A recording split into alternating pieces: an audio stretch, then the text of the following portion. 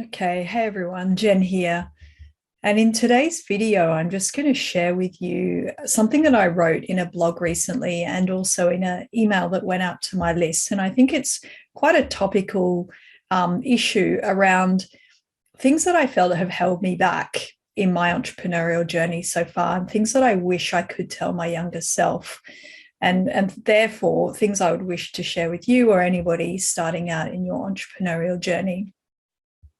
So, at the bottom of it is the kind of realization that starting your own business is like deep therapy, and the deepest, and for me it's been one of the most challenging, kind of most endurance inspiring experiences of my life. I would say it kind of rivals something like training for a sport or going through military training or something like that, just because it's really just so challenging and 360 degrees. Starting a business kind of has tested my emotional resilience, humility, realism, creative problem solving, insight into humanity, empathy, boundaries, assertiveness, my own discipline, organization, being able to read people and also read when I feel like they're bullshitting me, and just developing grit. And I've only been doing business now for less than 2 years, and I'm going to be developing these skills for quite a long time. But I just want to share with you at this point, what I've learned. So the first thing I would tell my younger self is don't wait for approval. And the reason I say that is something that really held me back was what other people would say or think about me. I was the kind of kid that wanted, and I needed teachers and parents to say you're doing a good job. I needed them to affirm my decisions. I needed them, if I was failing, to encourage me and not discourage me. The problem is I am and was a very dreamy person with very lofty ideals. And that was often then laughed at or scoffed at or just gently teased. But that actually made me freeze up and halt. And if, for example, people were taking compassion on me and saying, hey, take a break, don't work so hard, don't stress yourself out. Like I would take that on quite literally and then just withdraw and think, yeah, I shouldn't be kind of being too nerdy or being too intense about something. I just really ultimately just get crushed quite easily. Particularly if I was trying something and people would say, yeah, it's okay, you're okay at this. They wouldn't say you're really good at this, or they wouldn't necessarily rip me down and say I was doing really badly, but just kind of like, yeah, you're kind of okay. Like it would just crush me and I would get shut down. So what I would tell my younger self is go forward, try out creative things, try out entrepreneurial things, even if you're going to be terrible at them. Because what you will learn by doing that is so transformative. You're going to always have someone who doubts you, always going to have people who laugh at you, who are just not sure that what you're doing is the right thing. They're going to tell you to just settle down, don't try too hard, don't put yourself out, don't do that hard thing.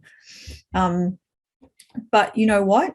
If it's something that you want to do it anyway and don't wait for the approval. So the second point is don't wait for permission, and it's related to the first point. But the nuance here on waiting for permission is something I would do is I would wait for the time when I would say get into a program or a course, and that was almost like permission for me to progress. Or I would be invited into a group of, say, an inner group of people who were trying or achieving a certain thing. And by being invited into the inner circle of the group, I'd somehow made it. But the problem with waiting for this permission is A, you're not doing anything. And B, if you don't get admitted into that course or into that inner circle, then you could read it as though you don't belong at all, or your dreams and your ambitions are invalid. So what I would say to my younger self is, these pathways are only some of the pathways. If you don't get into the course or the program immediately, it's not the end of your journey.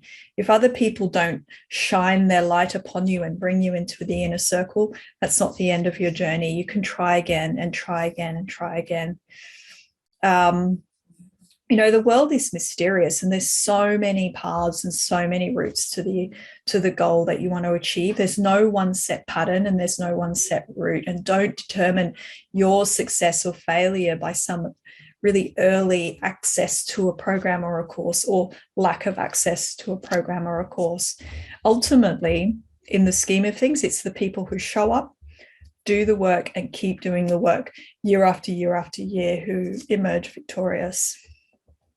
The third thing I would say to my younger self is don't wait for help. Now, all of us need help, but when we're looking around for help and we don't find, what we need immediately, what I would do is then just take that on board as like, well, my dreams are invalid. So I came from a small town in country Australia. There weren't really many people around who even showed an interest in what I was interested in, let alone could help me. And so I took that on early in my life as just, your dreams are invalid. They're kind of for people over there across the ocean or in another part of the world. Of course, we all need help. We need doors open to us and we need people to help and coach us. But what I would say to myself is just keep looking, keep reaching out to people. Even if you need to move cities or move countries to put yourself in the way of people who can help you, just keep doing it. Keep doing it year after year. Like, be relentless. There are people out there that will help you if you find them and reach out to them. So the next thing I would tell myself is, and this is the last thing, is don't wait to arrive. What I mean by this is we can kind of just hold ourselves back. And I think I did this a lot in my teenage years of like, oh, I'm too young, as a teenager, I'm too young to do that thing. And even in my 20s, it's like, oh, I'm too young to like do that thing. I need to wait to graduate. I need to wait to have the job and have the money. Or we can say I need to kind of be established and have a home, or have a relationship, have a family, all of those things before I can even try what I want to do. And what I would say is don't wait. Whatever your benchmark of arrival is that you're waiting for before you can start. If you're starting out, just embrace it. Embrace that you're a beginner, that you're a teenager, that you're in your 20s, wherever you're at. You haven't got your own home yet, you're not married yet, whatever it is that you feel that you're not ready, just embrace it and just move forward. Wherever you are in the journey, there's someone just ahead of you who can help you, and there's someone just behind you that you can help along. And just embrace that point of the journey, because if we look too far ahead at the people who've kind of achieved the mountain summit, we can feel that we can't get there. Or we need somehow stronger strength than we have in ourselves. But if we just see where we're at and we just move along, embrace the position that we're in and just move forward, that's ultimately victorious. So, early on, it's really fundamental skills that you're learning. It's just resilience, it's discipline, it's humility, it's realism, it's problem solving, it's even learning how to think properly. In business, it's a way of thinking, and it's a way of crafting value propositions. It's a way of positioning offers to other people. Even if you're starting a really simple job, part-time job on your laptop at home, or in the corner store, making and selling something, you're going to be learning skills that are so valuable, and they'll all be used in the journey ahead of you. Even if at this point all you're learning is, how do I handle disapproval? How do I handle rejection and criticism? How do I handle disappointments and failures? These are skills that you are going to need to know in the future. Don't wait until you've got some kind of status of achievement to learn those things, because those things could cripple you if you haven't learned them earlier. Ultimately, most overnight successes have been working for 10 years or more. They've put in their hours, and then suddenly we hear about them being this kind of skyrocketed success. But what we don't often see is the hours of work that they've put in, and the layers and layers of skills that they've put in for years before they achieve that place. So ultimately, in summary, what I would say to my younger self is, start now, don't give up, don't wait.